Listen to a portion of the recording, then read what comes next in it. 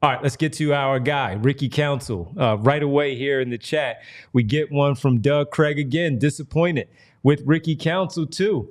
Not physical enough tonight. Derek, he was one of our guys that we talked about as we looked at the keys to the games. A good opportunity for him. And tonight was one that we weren't yelling, go get him, Rick, as much as we would like to. It's not the physicality that gets me.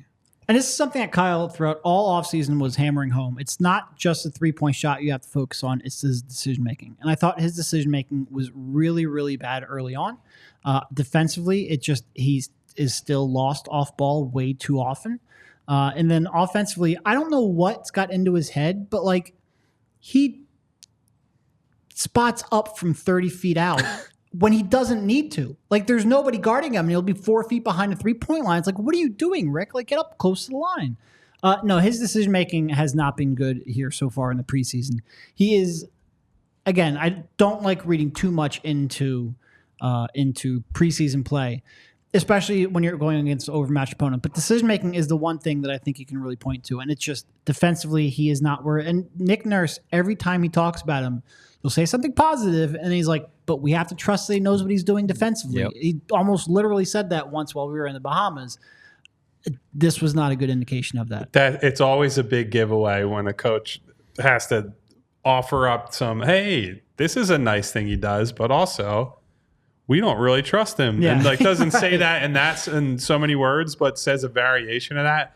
That's always their way of letting you know he's probably not going to play unless we get to a point where we can trust him on that end of the floor. And that's been my big concern for Ricky the whole offseason. I thought you saw it really in Summer League, right, where he's supposed to be one of the main guys. And I think offensively he was above the level of most of the competition there. But on the other end of the floor, it's a little too much headless chicken. There's a lot of the off-ball awareness stuff is not great.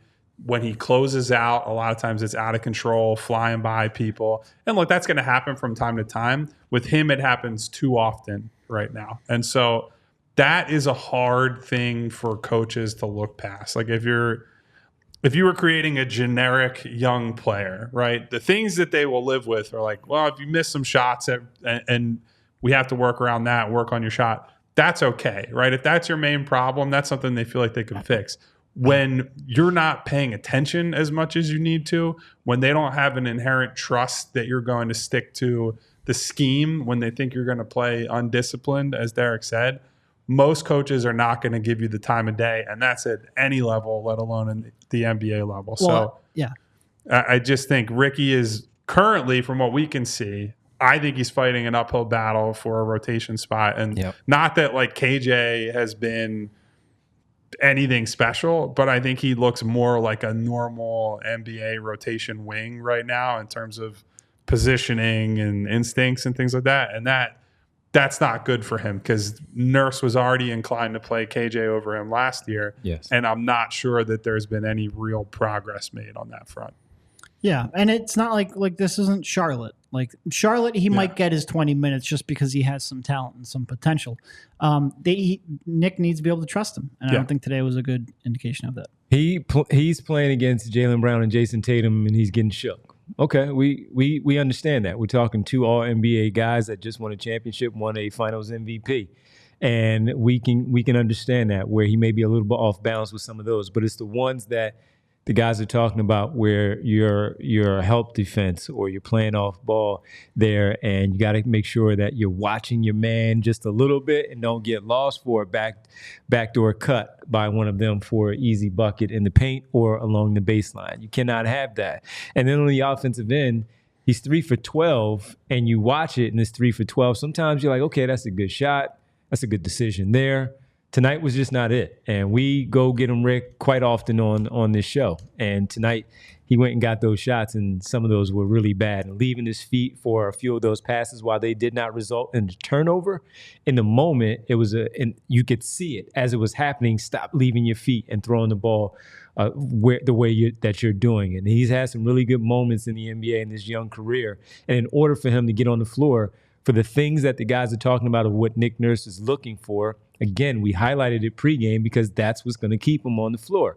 Offensive rebounding, defensive rebounding, playing smart on the defensive end, making the proper pass on the offensive end. He made one really good pass early on where he swung it, bounce pass, which was the right pass instead of a chest pass to Jared McCain. Missed three-pointer, but it was the right play to the wide open man in the left corner. Good play. That's what you have to continue to do and not play outside of yourself, which is what we talked about, having that syndrome of, I'm the best player out here now because everybody else is sitting down in street clothes. No, that was Jared McCain. You had to do your part of what is going to get you on the floor. And guess what? That 3 of 12 might have turned into 6 for 12 maybe, taking those three-pointers. We saw it in the Summer League, Derek, where he did the ball fake, have the flyby, sidestep, and then take a better three. Seemed like he was rushing those instead of doing what we have seen him do over the summer going into the preseason. Yeah. Yeah, I mean, look, it is very early on. I hope he figures it out. I do worry a little bit. I made this comparison a little bit. I'm not going to make it directly, but like, Paul Reed went down to the G League, became the featured guy, and some of those habits were tough to break. At times I watch Ricky and I worry that he's going to get himself into bad habits and stray a little farther away from the ideal role player that he has to be on his team. And again, I think probably this year, if he doesn't improve early, you could see someone like KJ being ahead of him in a rotation. If he does spend some time with the Bluecoats, I hope he plays more role player-y type and doesn't get too far away, like I said, from that role player ideal that he hasn't been playing like all that And he often. can get lost quickly because it's not just KJ. It's having the three wings that you already have, but then you also bring in Kyle Lowry's going to get on the floor. Yabu could be at the 4 He more. could be there, and then you also have Eric Gordon, who they're going to have out there with wings because even though he's a smaller guy, is shooting and he's in the 14-year Well, with Eric vet. Gordon, we've talked about him potentially starting. Like we don't know if that'll happen ever, let alone early in the season. But let's say that happens. Well, then you have one of your bench wings is a guy like Kelly Oubre, right? Yes. Like one of those type, or Caleb Martin, a guy who is going to play a lot of minutes. That's an and now easy they're coming 20 off minutes. the bench. So yeah, I mean it's an uphill battle for him right now. And I thought he had some great moments in the first game against the Breakers, but that was a game that they won by 1 billion points and nobody was challenged at basically any point during that game. So need to see some more from him. And he hit 2 threes tonight. He made 2 of 8, and he had a dunk down the lane where it looked like Boston was just like, okay, one of the go worst ahead. transition defense. Yeah, Just just go he had a ahead. nice lob to KJ in transition too when they were able to get out on the break. But Yeah, and his when you 5 don't stop boards. anybody, Right. it's a little hard to succeed in transition. We all silly like the mayor.